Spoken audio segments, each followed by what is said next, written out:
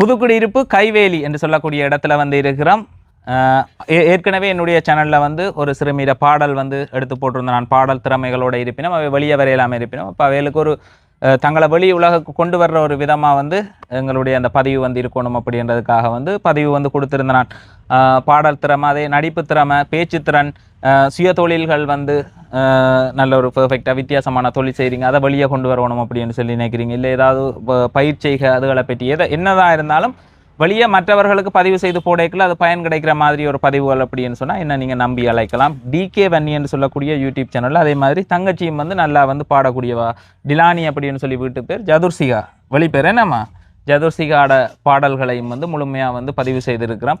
ஜதுர்சிகாவும் ஜதுர்சிகாட அப்பாவும் சேர்ந்து அழகாக வந்து ஒரு பாட்டு ஒன்று பாடியிருக்கணும். அதே மாதிரி ஜதுர்சிகா ஒரு 4 பாடல்கிட்ட பாடியிருக்கிறோம். அந்த காணொலியை முழுமையான காணொலியை வந்து பார்க்கணும் அப்படின்னு சொன்னால் எங்களோட டிகே வன்னி என்று சொல்லக்கூடிய யூடியூப் சேனலுக்கு வந்து வந்துட்டீங்கன்னு சொன்னால் டிகே போட்டு வன்னி அப்படின்னு சொல்லி போட்டால் இந்த சேனல் வரும். பாருங்கள், உங்களோட ஆதரவை வந்து கொடுங்க ஜதுர்சிகாவுக்கு. ஜதுர்சிகா அந்த கண்ணோடு அதில் ஒரு சில வரிகளை பாடி காட்டுங்களேன். ரெட்டை கிளவி தக தக தக தக ரெட்டை கிளவி உண்டல்லோ தமிழில் உண்டல்லோ, பிரித்து வைத்தல் நியாயம் இல்லை, பிரித்து பார்த்தால் பொருளும் இல்லை, ரெண்டல்லோ ரெண்டும் ஒன்றல்லோ.